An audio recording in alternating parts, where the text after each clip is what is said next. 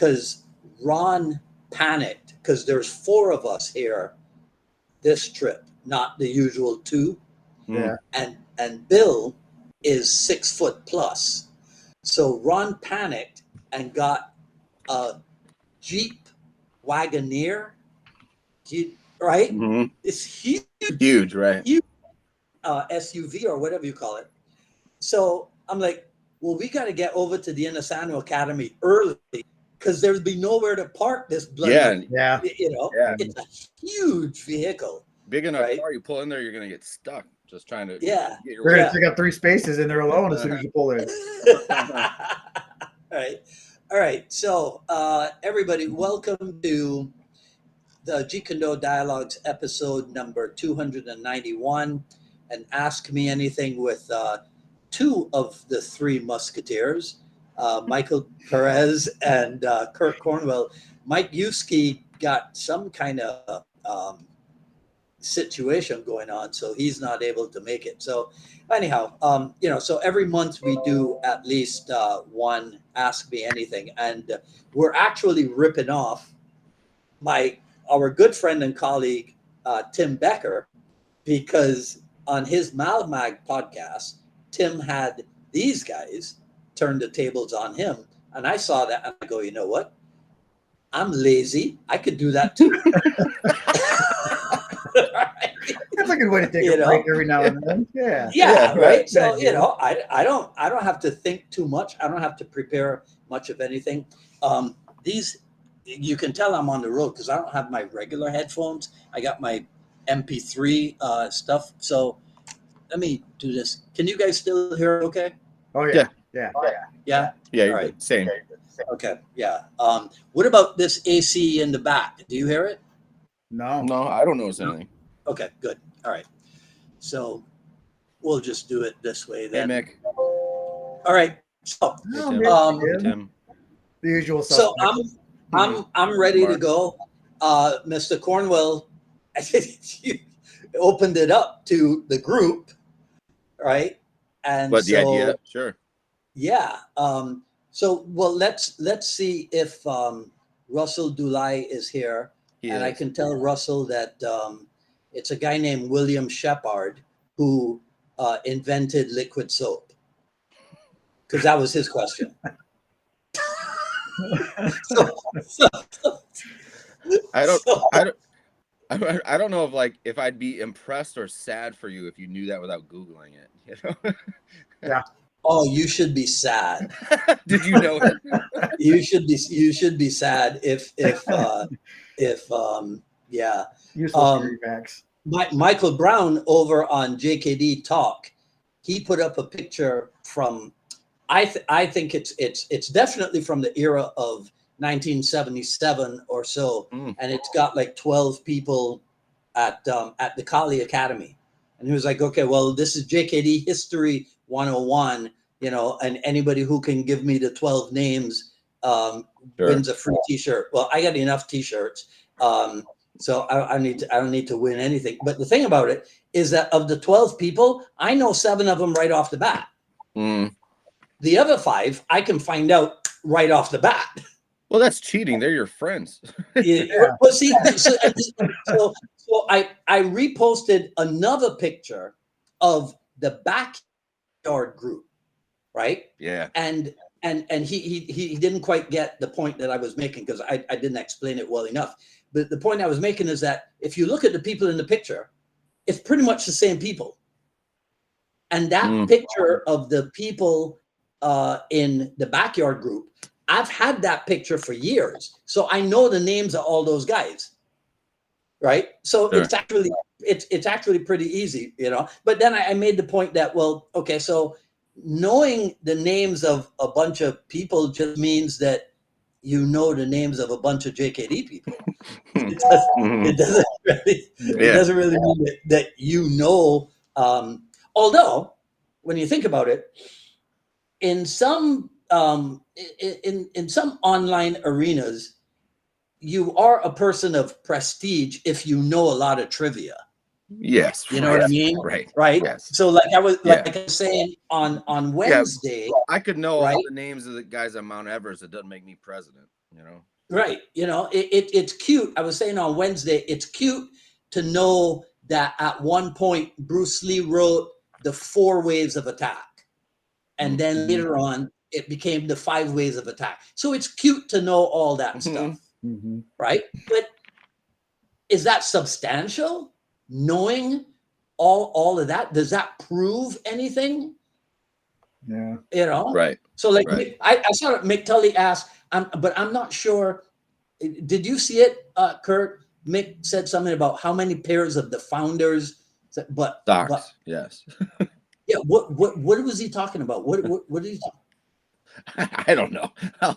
Because he left a word out, so I don't know if it was the shoes or whatever. There he is. The socks. Right? Is he? Because I think we're talking about the same subject. Yeah. Mick, like all of your questions had me laughing. I cut and paste every question that I got, and every time with Mick, I was like, God. Yeah. I like all those shoes, but I don't own a single pair. Sure. Yeah. Yeah. Well, you don't have to have the Kempo gloves to do JKD, that kind of thing. But so I guess to that end, where shall we begin? Wherever you want. Instead of establishing what it isn't, let's start at the beginning. So, one thing I'm hoping we can do with this, and with respect to your time, let's start off, maybe if it's all right, by letting people know you're in LA right now, right? So just for context, what are you doing there right now? So Dan Insano and Francis Fong are doing a combined seminar, as they have done since, I believe, my first time in Atlanta at Sifu Francis's place, where Dan Insano was conducting seminar also, was in 1991. So there was a time when it was called the Southeast Conference. And I think it used to be 3 times a year in Atlanta. Then it dropped down to 2 times a year. Now it's still at 2 times a year, but it's been renamed Train with the Masters for a while now. Right. So when it was the conference, was it the same people as the Masters, or was it a different lineup like some of the older collaborative camps were?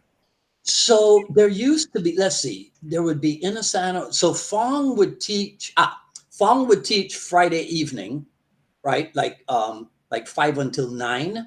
And then Insano would start in the morning, 9 until 1. We'd go to lunch, and then Ajahn Chai would do 2 until 6. Oh, okay. Right. So it was Friday, Saturday, Friday evening, and then all day Saturday and Sunday. Right. At various times, Eric Paulson came around, and Yuri Nakamura was there one year also. Cool. Right. Now, for the past couple of years, it's been like, ever since COVID and what have you, I think it's only been Sifu Francis and Sifu Insano. Just the 2 of them, right? Yeah. Ajahn Chai did do a Zoom segment a couple of years ago, maybe. Right. Right. But yeah. So that's, it was a collage of a bunch of big names then. Yeah. Well, by dropping names, I look good. You see, right? If I that's go, your bit of trivia that you're sharing. Yeah, I'm down with Ajahn Chai. I'm down with Francis Fong and what have you. Well, then people are like, damn, he must know some shit. That's the same thing as somebody was just saying in their group earlier. I forget who it was, about referring to like Dan Insano as Danny. Yeah. There was a guy. That was Ryan Teal. It was Ryan, okay. And it was a guy here in Detroit who did that years ago. I met him, and who he is or what he teaches is irrelevant, but he's not really part of the like Insano or your JKD or FMA family for that matter. But I mentioned being a student of his through casual conversation. He real smug. He went, I know Danny. And I was like, oh, okay, sure. I'm like 100% positive you don't. I didn't remember that, but I actually did do an episode of the I Love Jeet Kune Do broadcast about that. Okay. I only remembered it earlier this morning, so I didn't have a chance to look it up or what have you, because I didn't bring all of my hard drives storage with me. Sure. Right. So, Well, okay. So knowing where you are and that your time is limited, we'll probably try to go for like an hour and a half. Mike and I spoke about maybe kind of volleying back and forth with some questions that we have. Yep. I have Sounds a list good. of all of the viewer questions. We can do those at the end, and then I have a bit of a lightning round if you're interested at the very end. Okay. That's very fun. Yeah. So now, like every podcast interview, we start with how did you get into martial art? But I would be interested personally in knowing, as much as you are willing to share with, your origin as far as like where you grew up, what brought you to Miami, whatever elements of that you want to share, as far as just your personal story, and then we can kind of maybe go into your martial art journey from there. So I was born in Trinidad, but I grew up in Barbados. Okay. And I started visiting Miami right at the height of the AIDS epidemic and the cocaine cowboys epidemic. That's when I started visiting Miami. Always interesting reference points. I started going to Miami. Just purely coincidental. That didn't pop in my head. Yeah. Right. Yeah, right when cocaine became a thing, I started. I was a fixture in Miami. So how old were you around that time, Dwight? As old as I was, yeah. Yeah. Right. Yeah. Yep. So I'm here. I got you. Keep going. Sure. Right. Yeah. So when the time came to leave Barbados, I've talked about this before. I did have a thought of moving to LA, but in terms of work, I would not have been able to attend the Inasano Academy. So instead of doing that, I opted for Miami, where I was extremely comfortable, and where we had 2 or 3 daily non-stops to LA. So I could hop on a plane, just like I did today. I could hop on a plane and fly out to LA pretty much whenever I wanted. Sure. Okay. Right. So that was 86, and this is 24. So how much is that? 38 years? Yeah, nothing's changed. Nothing's changed. Had you started martial art before you came to Miami then? Oh yeah. Okay. So when was that, and what was that? That was like everybody else. Well, almost. Well, like, okay. So I'm making a new T-shirt, and I hope everybody buys one. There's a T-shirt that says, "Surely not everyone was kung fu fighting." Right? Okay. My T-shirt will say, "Actually, everybody was kung fu fighting." Yeah. I know, because I was there. Okay. So like everybody else, I was a kung fu movie maniac. So I grew up on David Chang, Wong Yu, Chi Kwan Chun, Chen Quan Tai, Fu Sheng, Meng Fi, Lu Chia Lung, Lu Chia Hu. I grew up on those guys. Wow. Until Big Boss. Talk about name dropping, by the way. That was impressive. Right? I know, right? So when Big Boss hit, literally, right? I was like, what is this? Who is this cat? Because Batman was more of a hit in Barbados than was the Green Hornet. In fact, the only thing that I can honestly say I remember about the Green Hornet was the crossover episode where they fought. Oh, yeah. Right? Batman and Robin. And this is gonna get me I'm going to lose so many friends over this. I think I was pissed that Kato kicked Robin's ass. Okay. Because if I remember correctly, right? If I remember correctly. Now, this is before you knew who Bruce Lee was, though, right? I was vaguely aware. Okay. Right. Because that's what, 1966, 1967. Yeah. Mm. But by the time 71 rolled around, right, and Bruce Lee appeared in Big Boss, I dropped everything for that guy.